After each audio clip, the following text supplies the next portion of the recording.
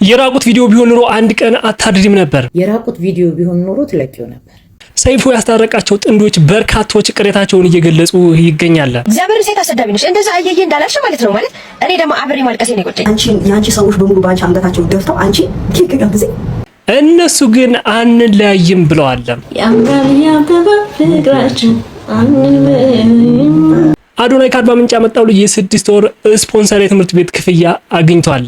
ከአርባ ምንጭ ለመጣው ህፃን ልጅ አባትና ልጅ ለህፃኑ ልጅ የትምህርት ቤት የ6 ወር የሚሸፍን ፋሚሊ ስላለ ይሄንን አሳውቁልን ነው ለአዶናይ ወይ በሊያ ሾው እና በኩዊሊያ መካከል ከፍተኛ ውዝግብ ተፈጥሯል። ከሰሞኑ እንደሚታወሰው የዴዚ እናት ማረፏ ይታወቃል። ታዲያ ያንን ተከትሎ ዴዚ ቤተክርስቲያን በነበረችበት ሰዓት ሊያ ሾው ቪዲዮ ቀርጸው ልከውልኛል ብላለች። ኩዊሊያ ታዲያ ይች ልጅ አንድ ነገር ብትሆን ካንቺ ራስ ላይ አንወርድም ብላለች። ጤና ይስጥልኝ ውድ ቻናል ቤተሰቦች፣ በወቅታዊ ቪዲዮ ወደ እናንተ ተመልሻለሁኝ። እንደተለመደው ሙሉ ቪዲዮውን ካያችሁ በኋላ ሀሳብ አስተያየታችሁን ኮሜንት ላይ ትችታችሁን ታጋሩኛላችሁ። በተለይ ደግሞ ሰይፉ ያስታረቃቸው ጥንዶች ላይ ሰዎች የራሳቸውን ሀሳብ አጋርተዋል። እንዴት በዚህ ፍጥነት ትታረቃላችሁ እያሏቸው ይገኛል። እነሱ ደግሞ አንለያይም ማለታቸውና ከዚህ ቀደም በዚህ ህይወት ያለፈች እህታችንን ተሞክሯን አጋርታለች። ቀጥታ ወደ ቪዲዮአችን።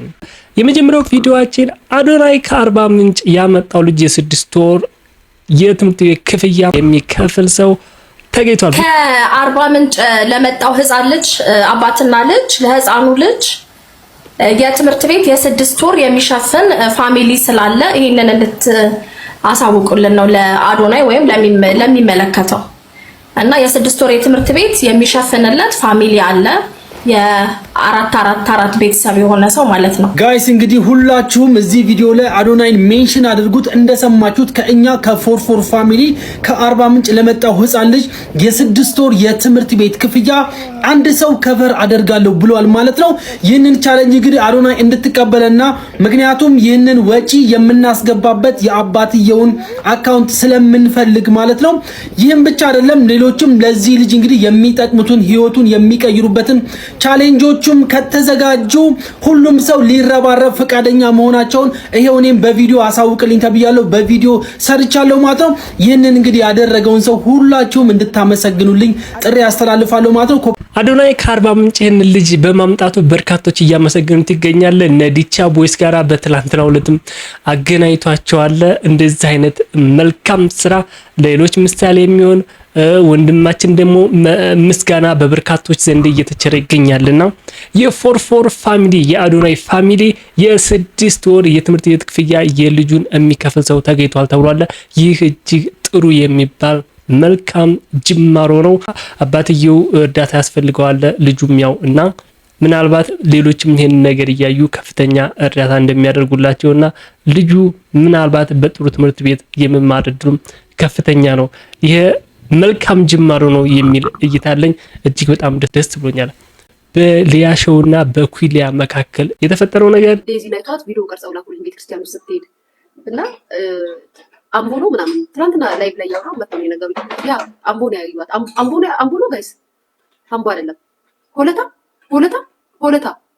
ሆለታ ገብርኤል ቤት ገብርኤል ንግስ ስትሄድ አዩዋትና ሆለታ ነው ጋይስ፣ ሆለታ ገብርኤል ዴዚ ነው ያዩት። ከዛ ቪዲዮ ቀርጸው ላኩልኝ። ማናት ወይዘሮ ሊያ ሾው ዴዚን ግቢ ገብርኤል ሆለታ ስትሄደች እኔ የምለው የራቁት ቪዲዮ ቢሆን ኖሮ ትለቂው ነበር።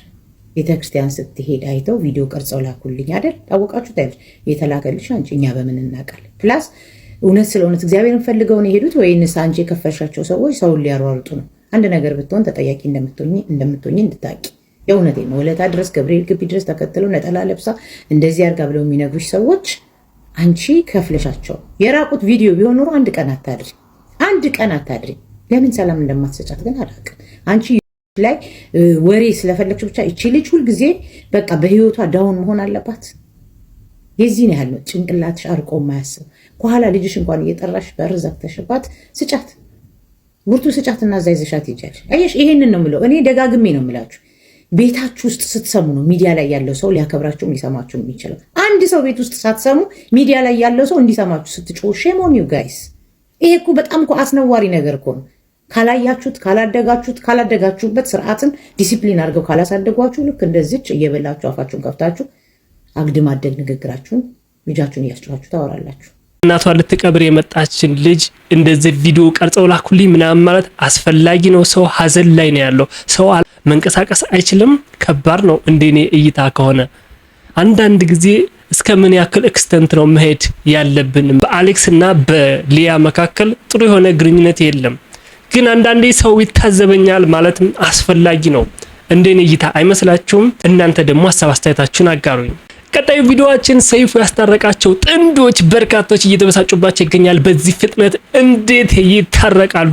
በተለይ ሴቶች ይቅርታ ስታረጉ ያ ሰው የበደላችሁ በደል አካሄዱ በድሏችሁ የቆየበት ጊዜ እናንተ በበደሉ የተሰቃያችሁበት የተጎዳችሁበት ጊዜ ሲመጣ ከሚያብራራው ነገር ጋር መመጣጠን አለበት። አለበለዚያ ይደግማችኋል፣ ድጋሚ እንደዛው ያደርጋችኋል።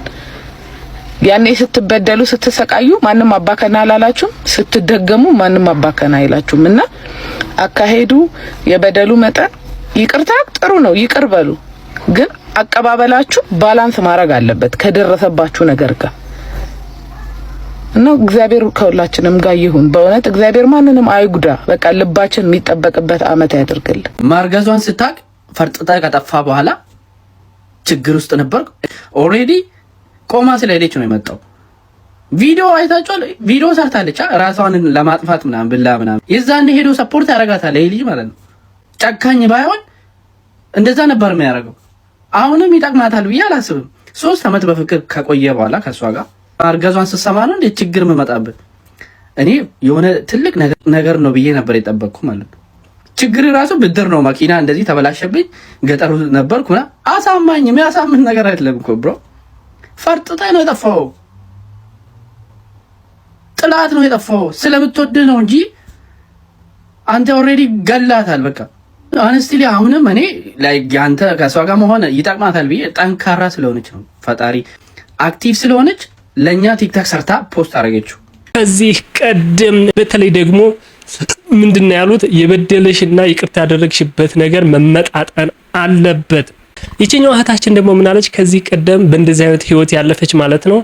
ከታረቅን በኋላ ለተወሰነ ጊዜ 3 ወር እንደነሱ አይነት ህይወት ጥሩ ቀጥለን ነበረ። ከዚያ በኋላ ግን ድጋሚ ሳረግዝ ሌላ ችግር ተፈጠረ ብላለች። እስኪ እሷን ሀሳብ እንስማት። የኔ ታሪክ ትዝ አለኝ።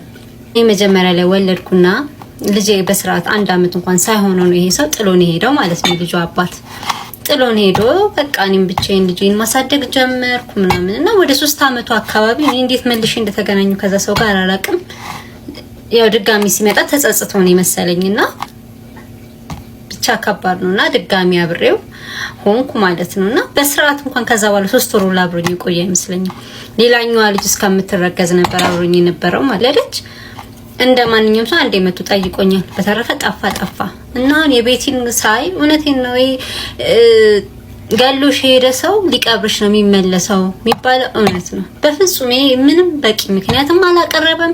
ስለ ችግር ያወራል ጭራሽ። እስቲ የራይድ ሹፌር ነው ካልሆነ በምንድነው በፋና ላምሮት 1 ሚሊዮን ብር ማም ይዘሻለም በጣም ጎበዝ ድምጻዊ ነው። መርዳት ቢፈልግ በብዙ ነገር መርዳት ይችል ነበር፣ ግን ስለማይወዳት ስለማይፈልግ ነው እና እዛ ጋር መጥቶ አለቃቀሰና ሰውን በቃ ስለታረቁ ደስ አለው ምናምን። እኔ መማሪያ ሆናለሁና ሁለተኛ እድል ሰጣለሁ ብዬ ከሁለት ልጅ ጋር ብቻዬን ያፈር ድሜ እያበላው ነው እላቸዋለሁና አንዴ ማለት ተፈጥሮ ክፉ የሆነን ሰው በምንም እንትን ልትሉታችሁ ወንዶች አሉ እባብ የሆኑ ወንዶች እናንተን ችግር ላይ ሰተዋችሁ ጥለዋችሁ ይጣፋሉ። ከዛ ደግሞ ሰው ስትሆኑ ደግሞ መልሰው ይመጣሉ። አሁን እሷ ወድቋ ስላላያትም ድጋሚ መጣው አምሮባት ምን ብሎ ስላያት ነው። እና ደግሞ በሷ ምክንያትም ለመፈመስ ለምን ተረስቶ ነበር። የሰው የፋና ላምሮት ነገር ታዋቂ ሰው ነበር፣ ግን ተረስቶ ነበር። አሁን በሷ ምክንያት ድጋሚ መጣ ማለት ነው። ህይወት አስተማሪ ነች፣ ህይወት ፈታኝ ነች እና ልጅቷ ጥሩ አላደረግሽም አይነት ነገር ነው ያለችው። በእርግጥ እኔ ቪዲዮውን እንዳየሁት ከሆነ የተጣሉ አይመስለኝም፣ ከልባቸው የተጣሉ አይመስለኝም። የለያቸው ነገር የኢኮኖሚ ችግር ይመስለኛል። እርጉዝ ሆነሽ ስልክ ሲደውይለት ጥቅም አድርጎሽ ከአዲስ አበባ ግራ ገብቶሽ አገርሽ የተፈጠርሽበት ምድር ላይ ሮጠሽ ሄደሽ እናትሽ ቤት ገብተሽ እናትሽን የአካባቢ ሰው ገምቷት ለዚህ ነው እንዴ አዲስ አበባ ሄደሽ ይሄንን ይዛ መጣች ተብለሽ ያንቺ ሰዎች በሙሉ ባንቺ አንገታቸው ደፍተው አንቺ ኪክ ጋብዜ አይ ሲሪየስ ማን ነው ግን ያሳድጋችሁ? ይቅርታ አላለም እኮ ሰይፉ ፋንታሁን በግድ ይቅርታ በላይ ነው። እንደ አግባቡና እንደ ደንቡማ ቢሆን እንደመጣ ነበረ ሰይፉን ሳይለው ማንን ሳይለው ጉልበቷ ላይ የሚወድቀው ባይዘውያም ናፍቆሽ እኮ ይቅርታ እንዴት እንደሆነ ይገባኛል። ይቅርታ ማለት ልክ እንደመጣ አይኗ ሲያያት ያቺ ስልኳን ቴክስቷን ልሞት እኮ ነው ልጠፋ ነው ብላ የነገረችውን ድምጿን ኢግኖር ያደረገው ሰውዬ ልክ ሲመጣ ነበር እግሯ ላይ ድፍት ብሎ በድዬሻለሁ አዎ ቢላት ኦኬ አትሊስት ተሰምቶታል እንላለን። ሰይፉ ፋንታሁን ግድ የለም እባክህ ግድ የለም ተነስና ይቅርታ ጠይቃት ተብሎ ተለምኖ እኮ ነው። ወንድ ልጅ ለዛው ወንድ ልጅ ሲከፋ የወንድ ልጅን ጭንቅላት ተጠቂ የሚለየን ቢሆን ለምን አገናኘን ምን አለበኝ ታያለሽ ሰባይ መስለም ያምራል ያበባ ፍቅራችን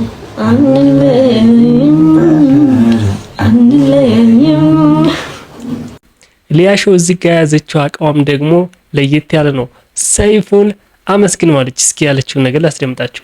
ሰይፉ ጋር መጣ ስትናገር የነበረውን ነገር ቲክቶክ ፍርድ ቤት መጣ አውርታው ቢሆን ብላችሁ አስባችሁታል? ጋይስ አስባችሁታል? አይ ሰይፉ አይ አንተ እኮ ትለያለህ። አቤት አዩሽ ገቢ እግዚአብሔር ምስክሬ ነው። እንደው ቲክቶክ መንደር ላይ መጥቶ ሰይፉዬ እግዚአብሔር ይጨምርልህ እድሜ ጤና ይስጥ ያራዳልሽ እናቴ ትሙት እኔ እንዴት እንደሚመቸኝ እኮ ጋይስ የምሬን እኮ ነው። ከዛስ ደግሞ እነዚህ በጎች አሉ ደግሞ እነዚህ ኮምፒውተር እንትናን በረካጅ አስታርቅልን ገብቷችኋል? መቼም እኔ ስም አልጠራም በጣም የታዘብኩትና በጣም የገረመኝን ነገር ልንገራችሁ። እግዚአብሔር በሚያውቀው የቲክቶክ ፍርድ ቤት መታ ቢሆን ኖሮ ልጅቷ በጣም ብዙ ነገር እንሰማ ነበር። ለተወሰነ ጊዜ የሆነ ጊፍቶች ምናምን የሆነ ወይ እዛ ኮመንት ላይ የሚጻፈው ይሄ ጀግና አንበሳንሽ ሴት ስለሆንሽ አትወድቂም አትሰበሪም ከሚለው ኮመንት ውጪ ሌላ ታሪክ አይኖራትም ነበረ። አንዳንዶች ሊያሾ ይሄንን ስትል ምናሉ አንቺ እስከ ባልሽ ጋር ለምን አትታረቂም ብለዋት ነበር። የኔ ባል ግን ሌላ ሴት አግብቷል። እንደዚህ አይነት ነገር የተቀደሰ ሐሳብ ነው፣ መልካም ነው፣ ሰይፉ ምስጋና ይገባል ብላለች። እኔ በመታረቃቸው እጅግ በጣም ደስ ብሎኛል። ሰዎች ያነሱትንም ሐሳብ እንደ መጥፎ ነገር አላየውም። ለልጅቷ ነገሮችን የምታይባቸው ነገሮች እንድታስተካክል ትምህርት ይሆናታል ብዬ አስባለሁ። እኛም ብቻ አይደለም ልጁም ሁላችንም ከሶሻል ሚዲያ አንረቅምና ያንን ነገር አዳምጦ ማስተካከል ያለበት ነገር ካለ ማስተካከል አለበት። ለወደፊትም ድጋሚ ስህተት እንዳይፈጠር በዛ መልኩ ነው የምረዳው። አይመስላችሁም? እግዚአብሔር ሴት አሰዳቢ ነሽ እንደዛ አየዬ እንዳላልሽ ማለት ነው ማለት እኔ ደግሞ አብሬ ማልቀሴ ነው የቆጨኝ። ይሄ ደግሞ ምንድነው ጥጥ የስራዬ እኮ ጉዳይ ነው። እኔ ስለ ስራዬ ብቻ ባወራ ደስ ይለኛል። እንደ አይነት ወሬ ሲጀመር አያምርብኝም። ግን ማለት ነው አትግደረደሪም፣ ለአንድ ቀን አትግደረደሪ ማለት እራት ብሉ እንኳን ሲል ማለት ነው አይ ዛሬ ይለፈኝና ሌላ ቀን ተቀምጠናል ምናምን እኮ ይባላል። እንደዛ ያሉ ሁሉ አመት የሆነ የራስሽ ጉዳይ ያለሽን ሰውዬ በአንድ ቀን መቶ ያዙን በወን ስላለቃቀሰ ታምኚዋለሽ እንዴ? ማለት ይቅር ለእግዚአብሔር ማለት እኮ ጥሩ ነው። ግን ማለት ነው የሆነ ወጉን ማንጣለው እንዴ ምን ማለት ነው? ባንዴ ወይ እሺ ተለጣጥፎ መደነስ ምናምን ናለንደኔ እድል ገና ከኔ ወጣለት ምኞት ወጥኖ የሰመረለት በፍቅርሽ ዜማ ኑሮ ተቃኝቶ ብርሃን ተሞላ የኔ ዓለማ አልፈራም ነገር እንደማ አንቺ ያለሽና በፍቅርሽ ከፍ ያደረግሽኝ እንደ ደመና። እናንተስ እስኪ ሀሳብ አስተያየታችሁን ኮሜንት ላይ አጋሩኝ። በሌላ ቪዲዮ እስከምንገናኝ ወዳችኋለሁ። ቻው።